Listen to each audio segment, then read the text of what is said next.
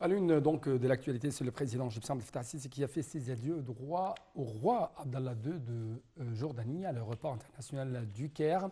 Le roi Abdallah II de Jordanie a quitté le Caire à l'issue d'un sommet avec le président Sisi, selon le porte-parole de la présidence de la République. Ce sommet a porté sur les derniers développements de la situation à Gaza, à la lumière de l'accord de trêve humanitaire de libération d'otages, déjà conclu par la médiation conjointe de l'Égypte, du Qatar et des États-Unis.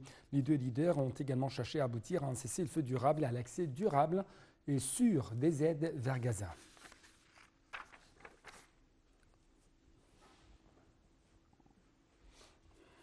Le président Abdel Fattah el-Sisi a salué aujourd'hui le succès de la médiation de l'Égypte, du Qatar et des États-Unis, ayant mené à un accord pour mettre en place une trêve humanitaire dans la bande de Gaza.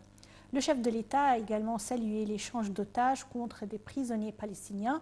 Sur sa page officielle sur les réseaux sociaux, le président el-Sisi a affirmé que l'Égypte poursuivait toujours ses efforts afin d'aboutir à des solutions définitives et durables qui réalisent la justice, instaurant la paix et garantissant les droits légitimes du peuple palestinien.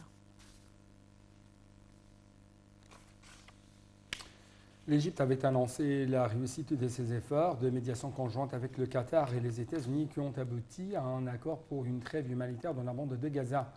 Une source officielle égyptienne a déclaré que l'Égypte a valorisé les efforts déployés par le Qatar et les États-Unis afin d'aboutir à cette trêve. La même source a précisé que le début de cette trêve sera annoncé dans les prochaines 24 heures et doit durer 4 jours avec possibilité de prolongation. Par ailleurs, la trêve humanitaire permettra également l'entrée d'un plus grand nombre de convois humanitaires et d'aides d'urgence, y compris du carburant. L'accord conclu prévoit aussi la libération de 50 femmes et enfants civils actuellement détenus dans la bande de Gaza en échange de la libération d'un certain nombre de femmes et d'enfants palestiniens détenus toujours dans les prisons israéliennes. D'autre part, le président américain Joe Biden a remercié le président Abdel Fattah el-Sisi et l'émir du Qatar pour leur direction et leur contribution à aboutir à la trêve.